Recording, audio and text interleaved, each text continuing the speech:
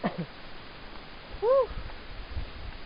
Hello, I'm Brother Jude Batayan at ito po ang aking paglalakbay. Ngayon idodocument ko po ang aking paglalakbay. Ako po yung nakahubad, pasensya na, but too nice here sapagkat galing pa akong naligo. Of course, ito po yung nasa likuran, ito po yung tinatawag nating Pinsal Falls na dito po matatagpuan sa Santa Maria, Ilocos Sur. It's a very beautiful falls at as my experience, ito na yata yung pinakamataas na waterfalls na nakita ko.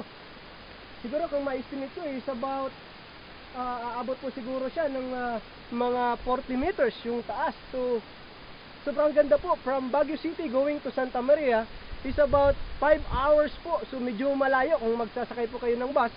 At from the main road of Santa Maria going here to Pinsal Falls, siguro po aabotin ng mga 8 kilometers. So medyo malayo po ng konti.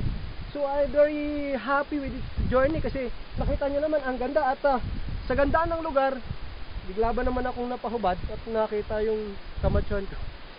Once again, thank you very much for watching my video. I'm Brother Jude Batayan, your hiker.